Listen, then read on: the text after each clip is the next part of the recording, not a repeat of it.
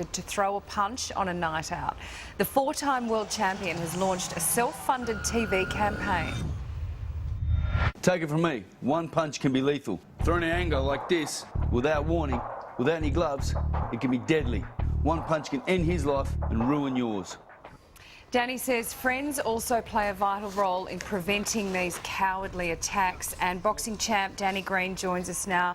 Danny, good morning. Can I start by saying good on you for getting behind this? You are just the right person for this, to get this message out, and you're very passionate about this issue. Why is that? Good morning, Sam. Thank you.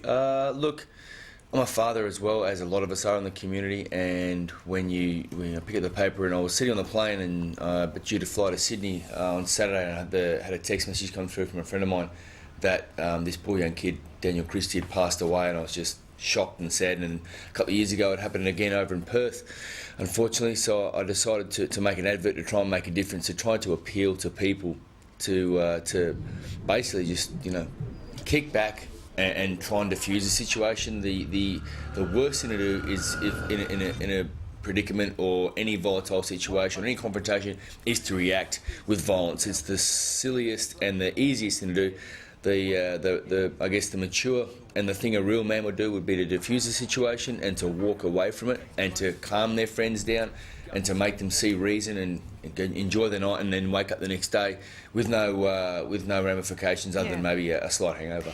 Yeah, exactly. Now you of course fight for a living. How important is it that young people, young men in this situation in the most case, see the difference between a professional fight and a pub brawl, or someone just belting someone in the street like we've seen lately? Yeah, Sam, there's no comparison at all. What I do and what I've done and what a lot of athletes do is in a combative arena. We fight each other. We're consenting adults. We're elite athletes, and it's a sport. And my sport's one of the oldest living sports left in the Olympic Games. There's no comparison to walking outside down the street, fueled with alcohol, drugs, steroids, whatever it may be, or just a terrible attitude towards other people, and then go and fell someone from behind, an innocent person, for no reason, with no warning. It's lethal, it's deadly, and it's just disgraceful. We need to stamp this out. Yeah, and it's just cowardly. And I like this message that you've got, that you say friends have a role in preventing these crimes. What can friends of these blokes do? Well, it's really easy. It's not easy, Sam, but I've done it plenty of times myself, as we all have. We've all been out, and there's been, the possibility of a confrontation. It's really easy just to say, hey, buddy, just relax, walk away, mate. Let's just go and enjoy a night, get on with it, and then, let's wake up just with a hangover instead of possibly being locked away in a jail cell and facing a murder charge, and then or feeling extremely guilty having done something shocking to someone else's life. And as friends, we all have a responsibility, and I'm trying to get through to the community.